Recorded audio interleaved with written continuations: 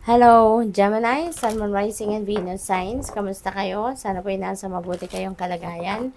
Welcome back po sa Star Tarot. Kung bago kayo rito, welcome din kayo. Thank you for your support. I truly appreciate it. God bless you all, Gemini. Paunang mensahe po ninyo, loyal heart. Ayan. So, yung loyalty ninyo rito, no, maaring lalabas talaga. Masusubukan kung gaano kayo ka-loyal sa inyong person, gaano kayo ka-loyal sa iyong kaibigan, yung ganon, no. So, good luck. We have Hoist. Ayan. So, Gemini, you are pretty sure of what you're going to do next. Siguro meron kayong planong gawin, at sigurado kayo kung paano ninyo ito i-roll out. Sigurado na kayo on how you're going to implement your plans. Kaya excited din kayo rito kasi yung parang gamay na gamay nyo na kung ano yung inyong gagawin. New life. Wow, excitement, no? Halos parehas yung yung position niya. So, talagang excited kayo, no, sa ganap, no, sa mga kaganapan sa buhay ninyo sa ngayon. May new beginning dito sa buhay ninyo, kaya mas lalong excited kayo kasi syempre exciting naman talaga kapag magsisimula tayo ng bagong buhay or merong pagbabagong magaganap, 'di ba? So ngayon, yan ang ganap sa buhay ninyo. You're going to be very excited about treading a new path, no? Kasi meron kayong bagong sitwasyon na sisimulan ngayon. Um, meron kayong bagong experience, no, that you are going to embrace sa ngayon. We have come to the edge. Ayan. So, this is also a new beginning energy, no? Ito yung the full, kumbaga, sa tarot deck. So, definitely, meron kayong sisimulang bago, something exciting, something na hindi kayo sigurado kung anong naghihintay sa iyo dyan. Pero, you're excited, no, to take that path. Kaya medyo, siguro magte-take risk kayo rito. This is totally like an adventure para sa'yo. Kasi nga, hindi pa ninyo napagdaanan, no, ang mga sitwasyon na yan.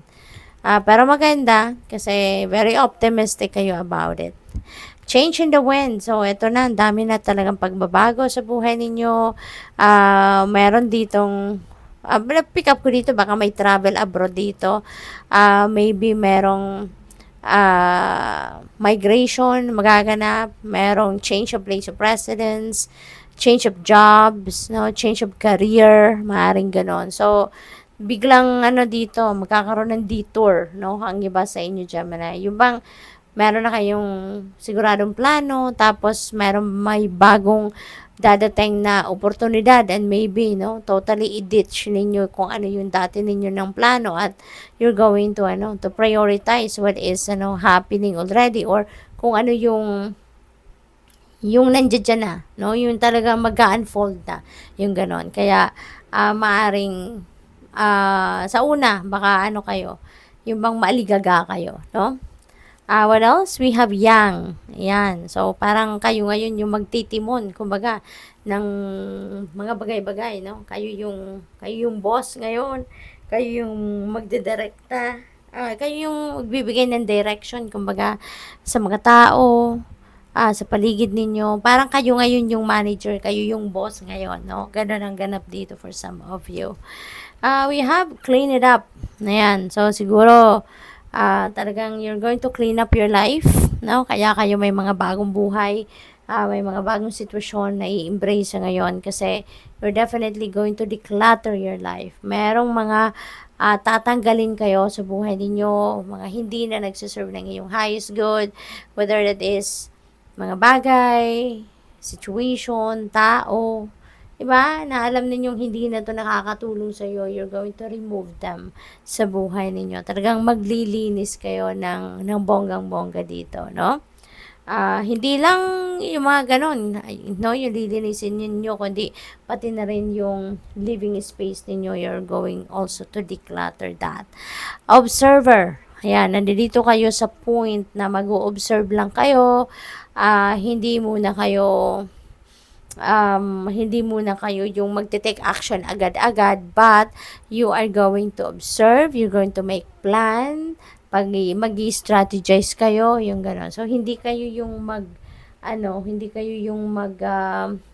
walang impulsivity, no? Kumbaga, sa inyo sa ngayon. Talagang lahat, pag-iisipan, pag-aaralan, magre-research. So, ano na kayo wiser na din kayo sa ngayon, no? Smarter and wiser.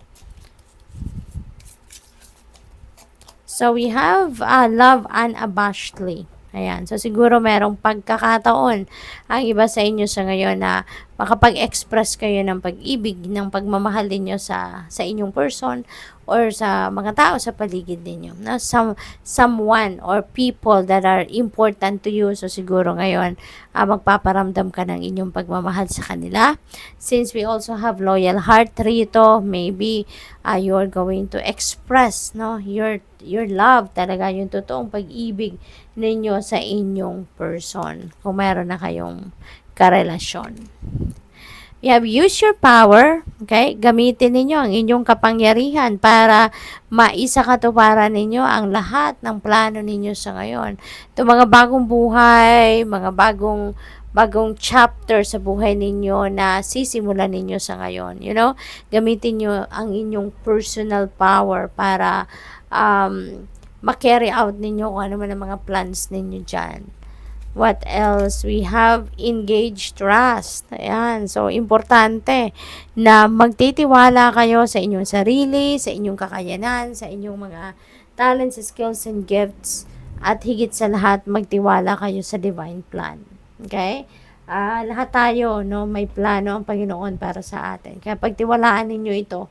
Okay? Huwag ninyong pagdudahan kahit medyo siguro hindi smooth sailing ang mga kaganapan sa buhay ninyo.